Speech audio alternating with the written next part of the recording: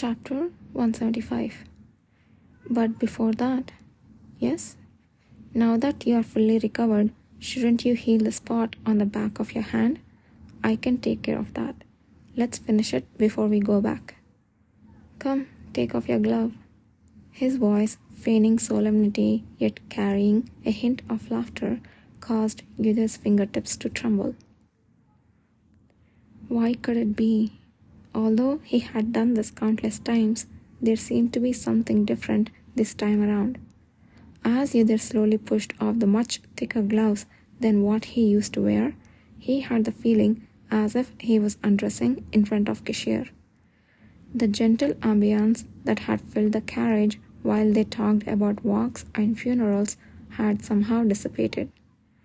The moment his right glove dropped onto his lap from within his fixed gaze, the once taut atmosphere reached its peak. Kishir graciously extended his palm upwards. If not for the situation, his movement might have been mistaken as an invitation to dance. But in his other hand, he held a holy emblem and a white purification stone. Yudhir glanced at the offered palm, then slowly placed his right hand on top. That was the moment when the two hands overlapped. An indescribable tingling sensation spread from his palm throughout his body. As Yudhir's hand instinctively began to withdraw, long fingers clamped around it like a trap, stopping the movement. Yudhir reflexively glanced at his captured right hand. Objectively, it was a cool temperature, but strangely, it felt as hot as fire on his skin. Manifestation had surely ended. Yet why? Could it be because their eyes, staring at each other, flickered red like blazing flames? Or... Within the boiling silence, Kishir slowly parted his well-formed lips. Are you afraid? Pardon? I asked if you tried to withdraw out of fear. Again, and also this time. He could somehow guess the words that were left unsaid. No, it's not that. Then why did you try to evade it this time, my assistance? Yudhir inhaled deeply, trying to ease the tension from his stiff right hand. As strength left his hand, Kishir's clamping fingers opened like a sprung trap. I felt a strange sensation. A strange sensation? Kishir's gaze studied Yudhir's face. Yudhir summoned some strength into his abdomen and murmured quietly. It's been a long time since I have been touched barehanded. That's probably why. Really, that's all. The gaze that seemed to pierce through his mind finally softened. A sensation. A sensation, you say? With those words, Kishir's eyes narrowed as they looked at Yudhir's fingers, which had again slightly curled in response. Do you still feel it now, that sensation? Yudhir looked down at the large hand of Kishir that held his. The shivering sensation had now disappeared, but the paradoxically cold yet warmth and the churning in his stomach remained. I'm not sure. Bowing his head, Yudhir added cautiously. It might. It seems like it. I see. So it might be related to the second gender manifestation. Kishir stared at their overlapped hands with a thoughtful expression, then added his other hand, which held the holy emblem on top, completely enclosing Yudhir's hand as if it was a shell. Cold sweat began to bead from his completely encased hand. And now? No different. Only then did Kishir channel his divine power. White light erupted and Yudhir could feel a slight stinging sensation from his right hand. Before manifestation, even the slightest exertion caused tremendous pain. But now it was merely a tickle. So it was indeed related somehow. Before Yudhir could finish his thought, the light faded and Kishir withdrew the hand he had placed atop. A faint smile surfaced on his face as he examined his now clean hand, same from the tiny purple dot. Were you in pain? Yes. The stimulus you felt earlier? It seems okay now. That's a relief. Kishir lightly clenched his hand, then let go completely. While a sense of relief washed over him, a chill akin to emptiness also set in, causing his shoulders to momentarily shudder. You there? Yes?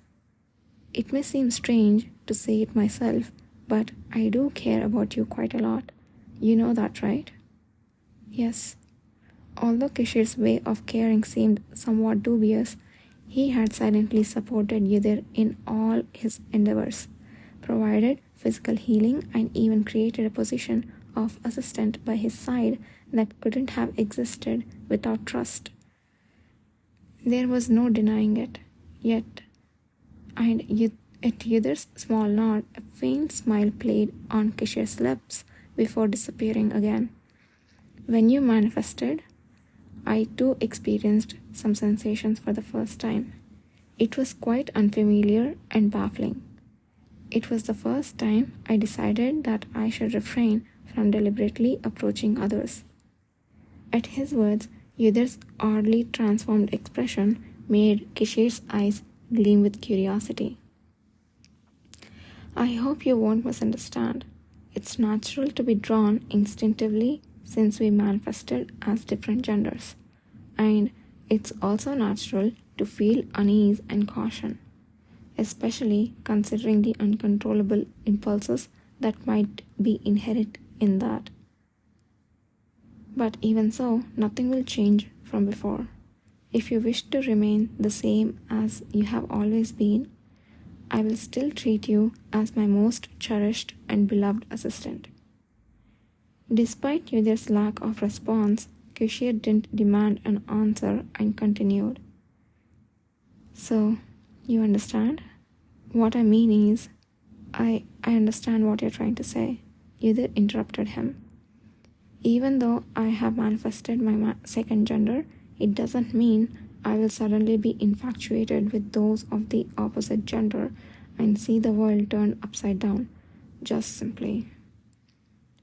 He looked down at his hand that still seemed to retain the warmth of Kishir and mumbled slowly. Like you said, because you and I manifested as different genders, it will take a while for us to adjust. That is really all there is to it. I see. At last, a warm glow surfaced in Kishir's eyes. To be honest, even if you weren't afraid of avoiding me, I wouldn't feel good about it.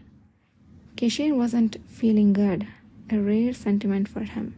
Yudir was taken aback momentarily, then cautiously asked, Is that so?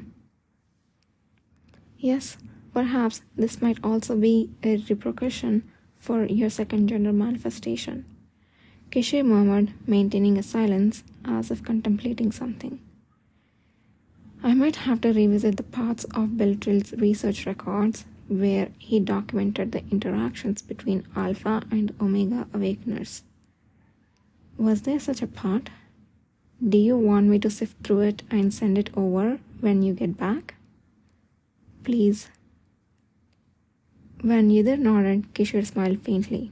So, even in a situation like this, your inability to contain your curiosity, I rather like that aspect of you. Is that a compliment? Of course it is. What could be a greater compliment than that? A playful expression finally surfaced on Kishir's face after he said that. I have been lavishing you with praise. Aren't you planning to return the favor? It's customary to do so. It's hard when you demand it out of nowhere, especially when I didn't ask for it. So, does that mean there's nothing commendable about me? I'm a bit shocked. Despite knowing that wasn't what he meant, he made a show of acting aggrieved. Yudir put his glove back on his completely healed hand, glancing outside the window. He noticed they were nearing the grounds of the Imperial Knights where the cavalry was stationed.